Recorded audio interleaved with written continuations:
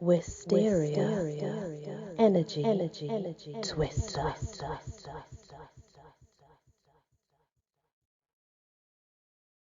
Hello everyone, welcome back to my channel and the wonderful world of fairies.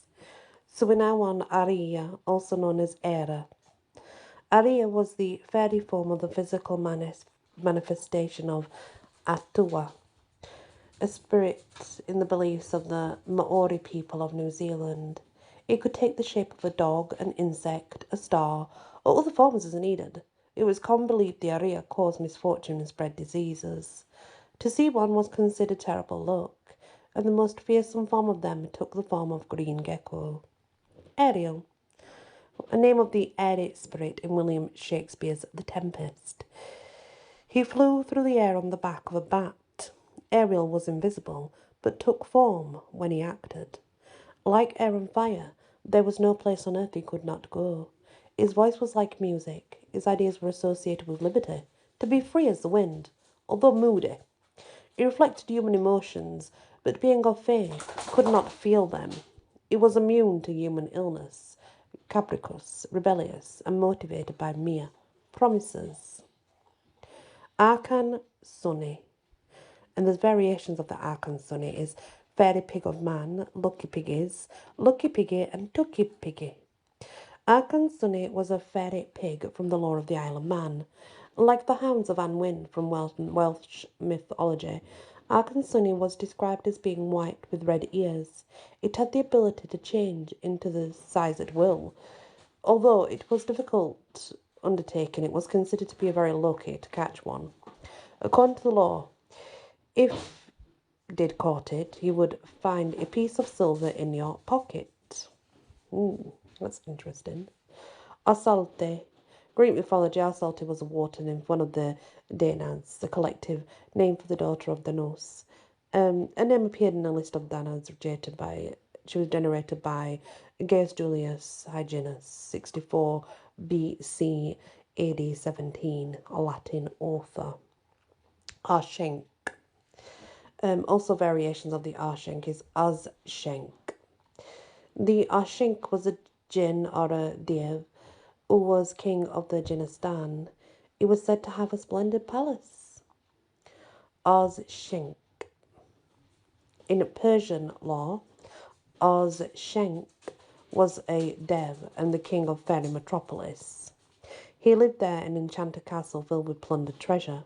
He was described as having a humanoid body with the head of a bull. His army was commanded by Dev Sifid.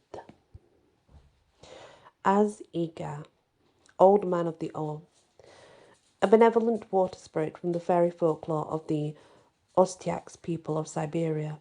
This fate acted as guardian to creatures of the river, protecting the people who depend upon the river for a living. A Samanuk Pai. Around the size of the monkey, the Asamanuk Pai of Ghana, West Africa, were dwarf-like men, described as having backward-turned feet, black, red, or white beards. When sighted, they were said to be dancing, an outcropping of quartz, which they polish with their feet as they dance.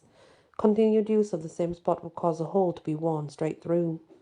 Offerings of dolls, rum, sweet fruits, water, and yarn were left for them. If the gifts were accepted and the fairy decided they especially like you, they would squeeze magical fairy fruit juice into your eyes, gifting you the ability to read people's minds and see the future.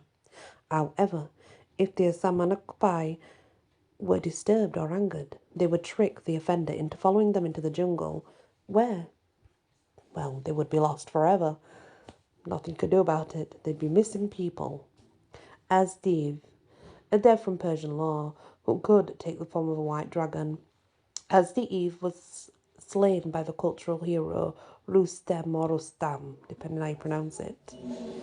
Asteria, the water nymph of one of the Danads, the collective name for the daughters of Danos, and she's in a very wide list of many different ones. Ash boys, also there's variations: Ash's man, fire boys, flint boys, and poker boys. Ash boys were a type of fairy spirit of the fire in the folklore of the Zuni tribe of America. Ash's man. Ashesman was the fairy spirit of fire in the folklore of the Zuni tribe of America. Ashinaga and Tanaga first appear in the Chinese classic Sankaiko Yo, an 18th volume work depicting creatures and ghosts of land and sea. The bearded Ashinaga, long legs, and Tanaga, long arms, were a pair of symbiotic goblins who worked together to achieve goals such as food gathering and catching fish. Ashinaga had only one overly long leg, and Tanaga had one overly long arm. It was believed they lived on the island of the North China coast near Hongshuang 3. Ashinga would wade into the water with Tanaga on his shoulders and snatch up the fish. Tales of their cooperative nature were popular in both Chinese and Japanese art and tales back in the day. Ashray, also, the Ashray is basically the Azrai, the water lover. In Scottish fairy lore, Ashrays were translucent fairies occasionally mistaken for ghosts. They could appear to be either female or male and looked like a human in their late teens or early 20s. Unable to live on land, the Ashrays were completely nocturnal. Should one be captured and exposed to the rays of the sun, it would melt into a puddle of water. Yep, there's lots of stories about that, by the way. You can find them out there. The next is the Asopis. Classical Greek mythology, Asopis was one of the 12 Asopides, the naiads, daughters of Asopus. So they're just another river nymph. Asopus was born of the 3,000 daughters of the Titans, Oceanus and Tethys. Asopus was one of the named Oceanids. Astakides. Astakides was the collective name for the nymphs who originated from Lake Astakos, a Roman province in the northwest Asia Minor, now located though in modern Turkey. Asteriae. Ancient Greek mythology, the Asteriae were the nymphs of the stars. Asterodia, nymph of the stream in the Caucasus Mountains, east of Black Sea. Asterodia from Greek mythology was born the daughters of the Iliad, the Dion, and married Phocus. Asterope, also known as Merope, one of the Oreads. Asterope was a mountain nymph from classical Greek mythology. She was born one of the daughters of Titan, Atlas, and the ocean nymph Pleione. As the 7 daughters of Atlas, she and her sisters are sometimes referred to as the Atlantides. Asterope was also the name of one of the Pleiades, born in Arcadia, and her sisters are sometimes referred to as also the 7 sisters. Astris. Astris was a nymph born the daughter of the sun god Helios and Ceto, the naiad. She was the wife of an Indian river god, Hydraspes, according to classical Greek mythology. Astyoche, the nymph of the town of Troy in the Troad, but she's also known as Asyok. Anatolia, she was the wife of the Trojan king, Hericthonius in classical Greek mythology. Ataman, the name or title belonging to the chief of nature spirits, in particular large forests, according to Russian folklore.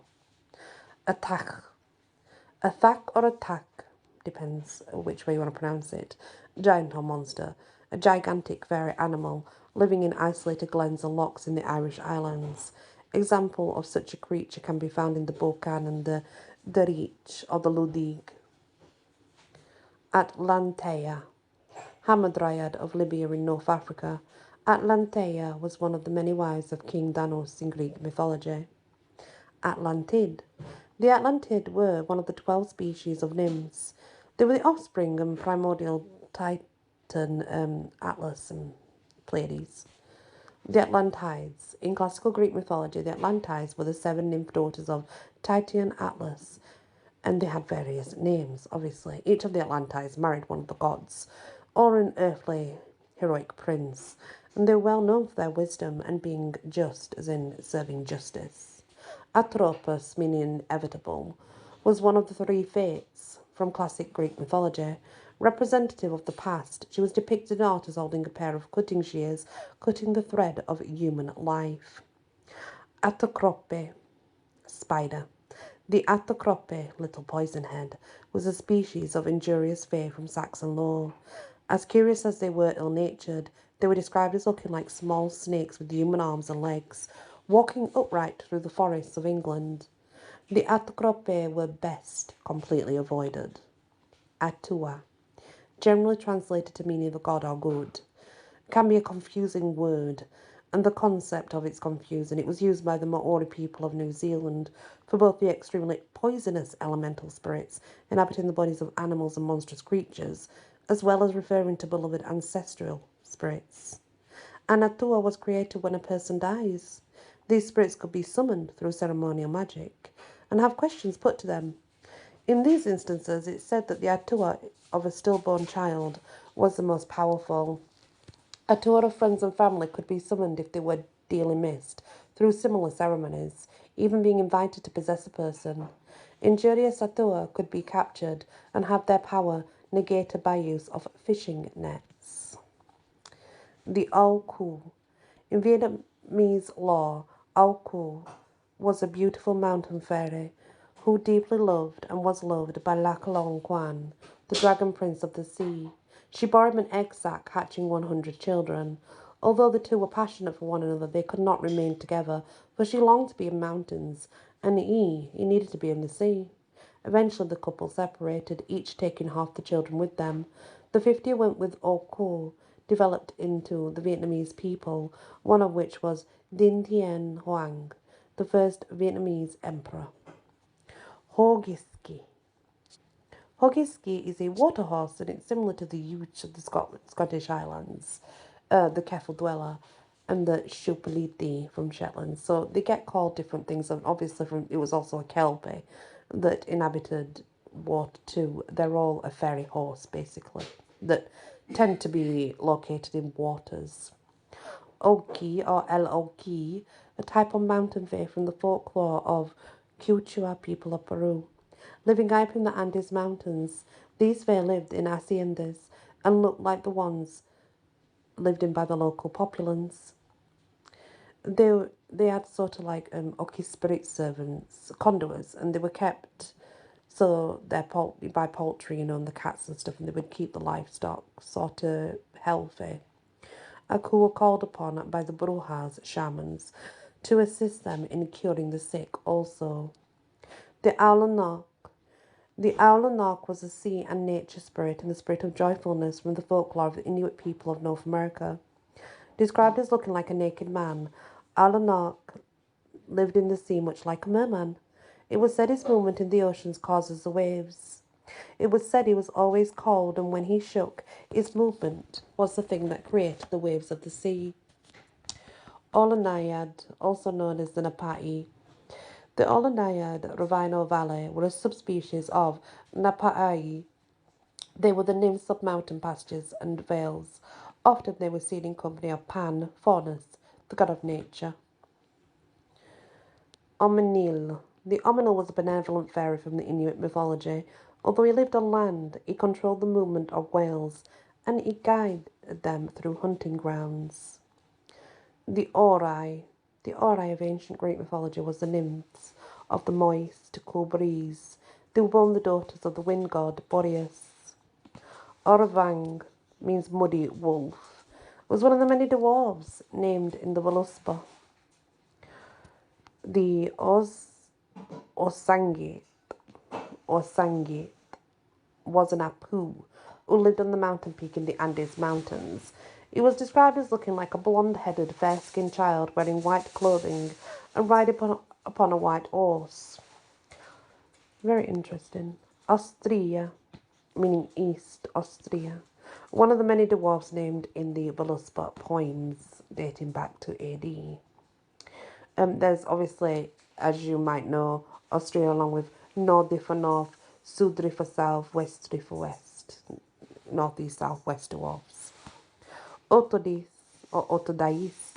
Greek mythology, Otodis was a water nymph for one of the named Danads, the collected daughters of Denus, obviously, and we've read about many of them anyway. There is, by the way, a hell of a lot of them, that we're not going to go into all of them because there is that many. Avalon, Apple Islands, Insuls, Isle of Apples, Avalonus. In Welsh Arthurian tradition, the island of Avalon was the land of the dead, a place where no one ever grew old and their needs were fulfilled by thought. According to Geoffrey of Monmouth, one of the major figures in the development of British historiography, was ruled by Morgan Le Fay, who led a sisterhood of 9. Avalon was associated with Glastonbury Tor, a hill near Somerset, England, was once nearly encircled by water. Since 1191, the hill has been considered a fairy island. The Aveline. In the French fairy tale, the Princess Mignonette, the fairy Aveline lived in a country near the lands of young King Saucy, in the hopes of teaching Saucy the lessons of how to please others. The fairy Aveline disguised herself as an old woman carrying a bundle of faggots. As the young king had never been taught proper manners by his fairy godmother, Inconsistency, who raised him. The Albgogi. In East Yorkshire, England, there lived an individual fairy known as the Albgogi, similar to a type of fairy known as the Bogie. Albgogi hunted for unsupervised children in the forest and orchards. Children were warned, "Be good, or Albgogi will get thee." He was especially watchful over unripe apples. Auki, an earth or nature spirit from the folklore of the Quichua people of southern Peru. He lived in Moco, knolls and rounded hills in the region. The Owl, one of the many of the dwarfs named in the Voluspa poetry. The Ain, we've already done about, but in here she does have another name, which is Ainea, but she means the same thing. She's a fairy queen. She's from the sea. Azazel, or, well, Azazel. I know him as Azazel actually, but Hel Harith as well is all of his names, so he has like different names. According to Arabian law, Azazel was the name of a young jinn. He was said to have been raised by the angels. There is a variation, Azizan, from the word Aziza, and the Aziza was a race of fairy from the folklore of the Dahomey people of Africa. These generally benign fae lived deep in the forest and had been known to share some of their supernatural knowledge with the hunters who lived there. Considered to bring luck with them, the Aziza were often called upon by the native people for assistance in hunting and luck in general. Azrael. Azrael was a giant in the Armenian law who lived on Mount Danjabas, I think it says, according to legend. The giant captured and took into slavery the brother of 3 fairies. Although many tried and tired, no one was able to rescue him. A young man known as the apprentice told the king for the price of 11 goblets he would slay the Azrael. In addition to the goblets, the king gave the apprentice a mace, a suit of armour, and a war horse. The slayer first killed the 2 serpents guarding Azrael's castle before confronting the giant himself. A terrific battle ensued, and the apprentice managed to land 2 blows. Azrael begged to be finished off, but the youth previously learned a 3rd strike would magically restore the giant to full health and vigour. Rather than striking his opponent, he left Azrael to bleed to death. Therefore, this would completely kill him, obviously, rather than actually restoring him. If he'd given him that 3rd blow, it would have restored him. There's many other giant stories like that about other particular giants worldwide. So it's not something I'm not sure about. I have heard that story many times before, but it's just had different giant names, and it's true if they were to strike him the 3rd blow, apparently this restores the health, but leaving them to just bleed out is how they would properly be killed. So yeah, and that is all the fairies of the world in the A section. So we can happily go on to the B section now, but there's still lots and lots and lots. Please hit the like, share if you can, and also consider subscribing. Many blessings. Wysteria, energy, twister.